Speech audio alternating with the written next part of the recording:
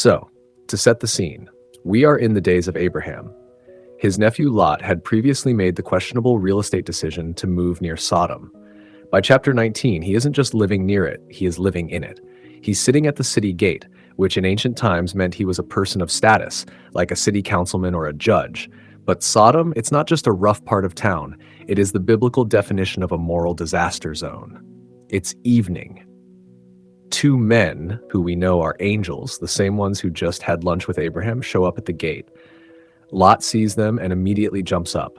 He knows the climate of this city, and he knows two strangers walking around at night is a recipe for trouble. He bows down, classic ancient respect, and begs them, please come to my house, wash your feet, crash for the night, and leave early.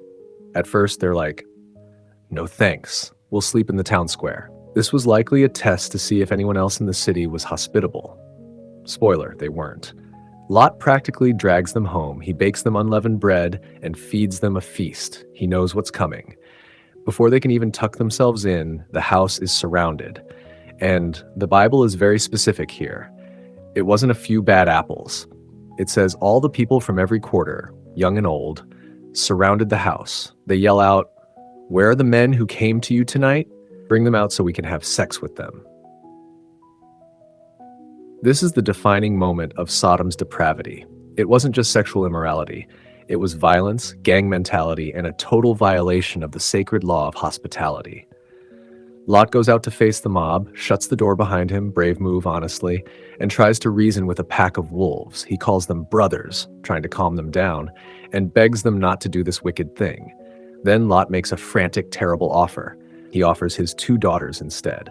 Now, looking at this through modern eyes, we scream, Lot, no! It shows just how desperate the situation was and how warped Lot's judgment had become living there. The mob isn't interested. They scream, get back! This guy came here as a foreigner and now he wants to play judge. They rush him to break down the door. Just as Lot is about to get crushed, the 2 angels reach out, grab Lot by the collar, pull him back inside, and lock the door. Then they strike the entire mob with blindness. You would think suddenly going blind would make the mob stop and pray, right? No. The Bible says they wearied themselves trying to find the door. That is some serious dedication to wickedness. They are literally groping around in the dark, still trying to break in. The angels turn to Lot and say, essentially, look, do you have anyone else here? Sons, daughters, in-laws? Get them out. We are about to level this place. The outcry against this city is so loud, God sent us to destroy it. Lot runs to his sons-in-law, who were engaged to his daughters, and yells, we have to go. God is going to destroy the city. But to them, he seemed like he was joking. They probably thought, okay, old man, lay off the wine. They stayed behind. Dawn breaks. The angels are like, Lot, let's go. Take your wife and your 2 daughters, or you're going to die here. And here is the most relatable human moment in the chapter. Lot hesitated. He lingered.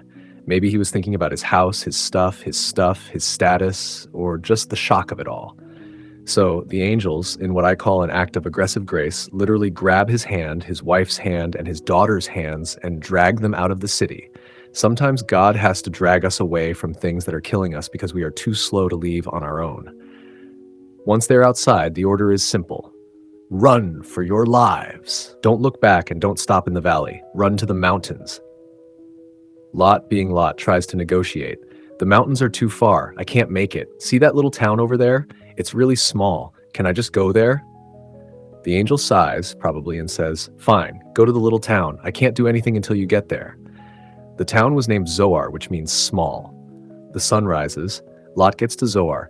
Then the sky opens up. The Lord rained down burning sulfur on Sodom and Gomorrah. It wasn't just a fire, it was an overthrow. The vegetation, the people, the buildings, gone. But then tragedy strikes. Lot's wife is running behind him. Despite the clear instruction, don't look back, she turns around. Maybe she missed her home. Maybe she didn't trust the angels. Maybe she was just curious. But as she looked back, she was enveloped in the cataclysm and became a pillar of salt. Jesus actually references this later in Luke 17, verse 32, with a 3-word sermon, remember Lot's wife. It's a warning against longing for a sinful past when God has given you a future. So now it's just Lot and his 2 daughters. Lot is terrified to stay in Zoar, even though he asked to go there, so he runs to the mountains and lives in a cave. This is where the story gets really dark and shows that you can take the girl out of Sodom, but it's hard to take Sodom out of the girl.